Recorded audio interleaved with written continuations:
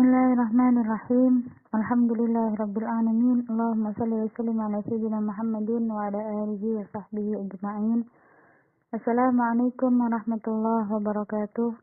Alhamdulillah, kembali lagi pada program kesayangan kita semua, kisah para kekasih Allah, yang insya Allah menjadi wasilah untuk kita nantinya berjumpa dengan para kekasih-kekasih Allah Ta'ala bersama di dalam rahmatnya Allah Ta'ala di dalam surga yang abadi bersama dengan Datuk Mulia Sayyidina Muhammad sallallahu alaihi wasallam. Insya Allah pada kesempatan ini Al-Fajir akan membawakan sebuah kisah dari seorang Habib keturunan Nabi Muhammad sallallahu alaihi wasallam, yaitu Al-Habib Alwi bin Muhammad bin Tahir Al-Haddad, nafa'anallahu bihi wa bi'ulumihi fid dharain. Semoga kita semua bisa mengambil pelajaran dan kemanfaatan daripada kisah yang akan kita dengarkan bersama.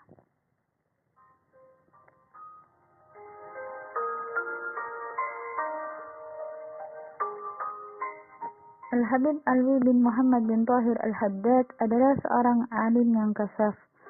Habib Alwi lahir di Ghaidin, Hadramut pada tahun 1299 Hijriah atau bertepatan dengan 1822 Masehi. Habib Alwi dibesarkan dan dididik langsung oleh ayahnya, yaitu Al-Imam Al-Habib Muhammad bin Tahir Al-Haddad, yang merupakan seorang wali dan ulama rujukan umat di zamannya. Habib Alwi belajar berbagai kitab keislaman di bawah bimbingan ayah dan kakeknya, hingga beliau mendapatkan ijazah dari ayah dan kakeknya. Al-Habib Alwi sangat mumpuni dalam bidang hadis dan tafsir. Sebagaimana kebanyakan para Alawiyin di Hadramut lainnya, mereka menimba ilmu dari ayahnya kepada kakeknya, dan sanad keilmuan ini terus bersambung ke atas sampai kepada Rasulullah sallallahu alaihi wasallam.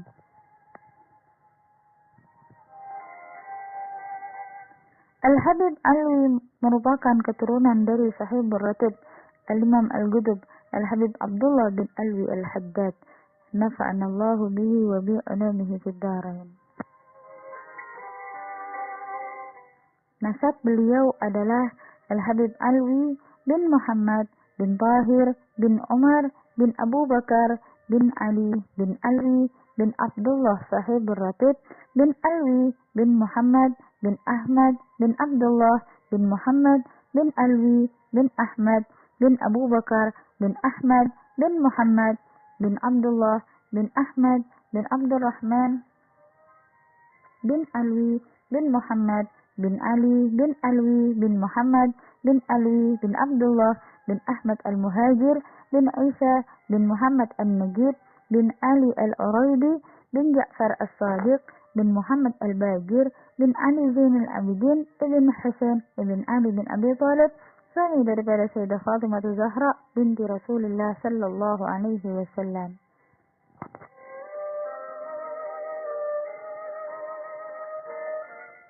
Setelah mendapat bimbingan dari ayahnya, beliau mengembara dari satu kota ke kota lainnya di Hadramut untuk menimba ilmu dan mengambil ijazah dari para ulama dan aulia.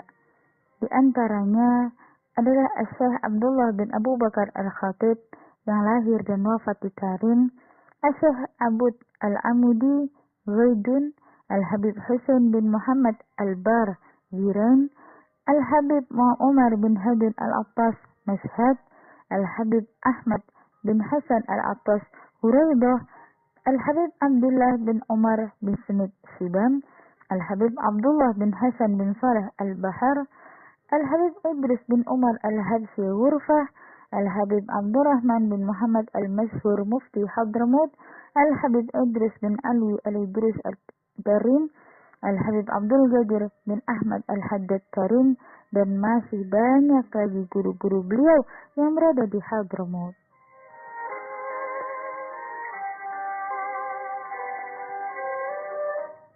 Ketika beliau pergi ke Tanah Suci untuk menunaikan ibadah haji dan berziarah ke makam datuknya Rasulullah Shallallahu Alaihi Wasallam di Madinah, beliau menetap di sana beberapa waktu, dan itu beliau pergunakan untuk menimba ilmu kepada para ulama Haramain pada masa itu. Di antaranya, beliau berguru kepada Syekh Sa'id Babsail, Syekh Umar bin Abu Bakar Bajunaid, Al-Habib Husain bin Muhammad Al-Habsyi Mufti Mekah. Setelah itu, beliau kembali ke kampung halamannya di Hadramaut. Tak lama kemudian, beliau hijrah ke Indonesia bersama ayahnya, Al-Habib Muhammad bin Tahir Al-Haddad, yang wafat dan dimakamkan di kota Tegal, Jawa Tengah. Beliau berdakwah dari satu kota ke kota lainnya, dan akhirnya beliau memilih kota Bogor untuk tinggal dan menetap. Di Bogor inilah beliau berdakwah dan mengajar hingga akhir hayatnya. Suatu tauladan yang diberikan oleh Al-Habib Alwi bahwa sebagai orang Islam kita harus mencintai ilmu dan belajar dimanapun berada. Oleh karenanya, di Indonesia, Al-Habib Alwi yang sudah memiliki keilmuan yang luas kembali mencari para ulama untuk menimba ilmu dan mengambil ijazah.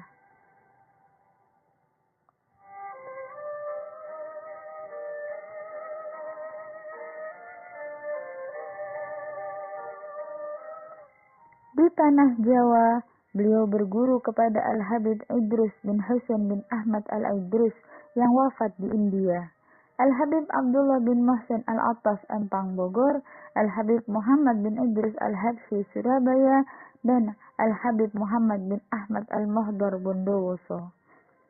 Al-Habib Alwi adalah seorang yang istiqamah dalam menjalankan ajaran para salaf Bani Alawi yang merupakan leluhurnya.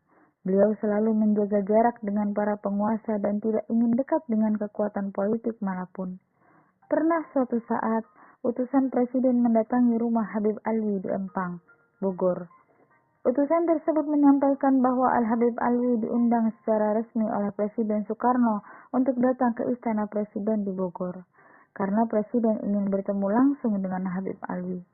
Awalnya beliau menolak, namun karena utusan tersebut datang berulang kali, akhirnya Habib Alwi pun menyanggupinya. Pada waktu yang ditentukan, Habib Alwi dijemput untuk ke istana oleh utusan tersebut.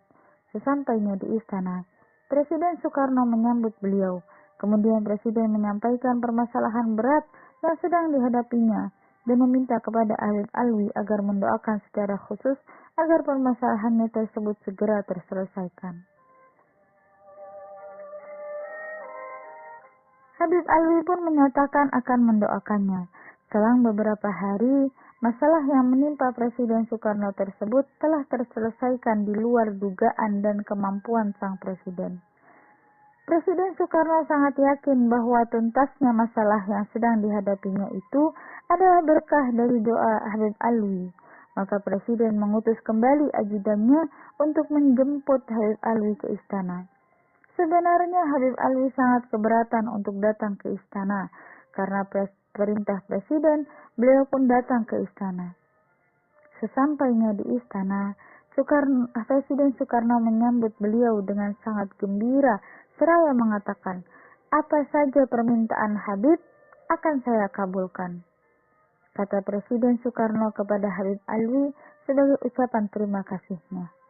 Mendengar pernyataan dari sang presiden pertama RI itu, Habib Alwi mengatakan, "Benarkah setiap permintaan saya akan presiden penuhi?" "Ya," jawab Presiden Soekarno dengan mantap. Dengan nada rendah, Habib Alwi mengatakan, "Tolong, jangan undang saya lagi ke istana, tidak lebih dari itu. Kapanpun presiden memerlukan sesuatu, saya siap membantu. Utus saja ajudan Bapak untuk datang ke rumah saya, jadi tidak mengganggu ibadah saya dan waktu kerja presiden."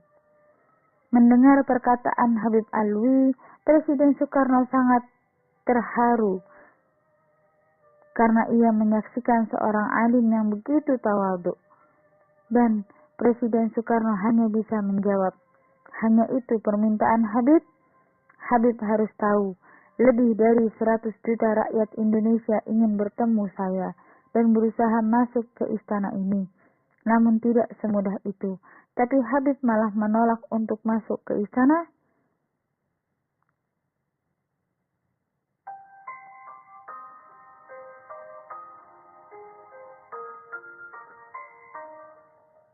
Al-Habib Alwi wafat di Bogor pada hari Jumat 23 Muharram 1373 Hijriah, bertepatan dengan 2 Oktober 1953 Masehi. Jasad beliau dimakamkan di Kompleks Masjid An-Nur, Keramat Empang, Bogor, bersanding dengan makam guru beliau, Al-Imam Al-Habib Abdullah bin Mahsin Al-Abbas. Nafa'anallahu bihim wa bi'ulumihim fid darain. Semoga Allah Ta'ala memudahkan hati kita semua untuk dapat mengambil kemanfaatan dan bersambung dengan para wali-wali Allah Ta'ala, dan terutamanya dengan Al-Habib Ali bin Muhammad bin Tahir Al-Haddad. Dan semoga kita walaupun tidak bisa 100% meniru daripada ketawaduan dan kehausan ilmu Al-Habib Ali bin Muhammad bin Tahir Al-Haddad, setidaknya kita bisa meniru sekian persen daripada semangat beliau dalam menimba ilmu dan dalam berdakwah, mensiarkan ajaran Rasulullah SAW, juga di dalam ketawaduan beliau. Al-Fatihah li Sayyidina Habibina Syafi'ina Gurata Aminina Muhammad sallallahu alaihi wasallam. Summa ila Sayyidina Imam Habib Ali bin Muhammad bin Tahir Al-Haddad wa usuli wa furu'i. Anna Allah yataghashahum birahmah wal maghfirah wa ya'li darajatihim fil jannah wa yanfa'una bi asrarihim anwarihim wa alumihim wa nafahatihim wa imdadatihim isyraqatihim wa qasiyatihim wa nadaratihim wa yaj'aluna min hizbihim wa yarzuquna mahabbatahum wa yatawaffana ala millatihim wa yusiruna fi zumratihim fi khairin wa lutfin wa afiyatin. Suril Fatihah.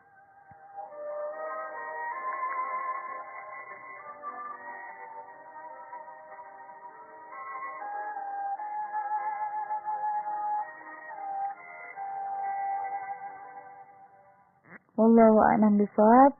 Mudah-mudahan bisa bermanfaat, terutama untuk diri saya dan untuk kita semua. Mohon maaf apabila ada salah-salah kata. Billahi taufiq wal hidayah wal ridha wal inayah. Semoga kita semua istiqamah ta'atillah wa rasulih sampai meninggal dalam keadaan husnul khatimah, didampingi oleh baginda Nabi Muhammad sallallahu alaihi wasallam. Al-hadihi niyah wa la kulli niyatin salihah bi sayyidina Muhammad sallallahu alaihi wasallam. وبركة المشايخ ومشايخ المرسلين النبي صلى الله عليه وسلم. سورة الفاتحة. والسلام عليكم ورحمة الله وبركاته.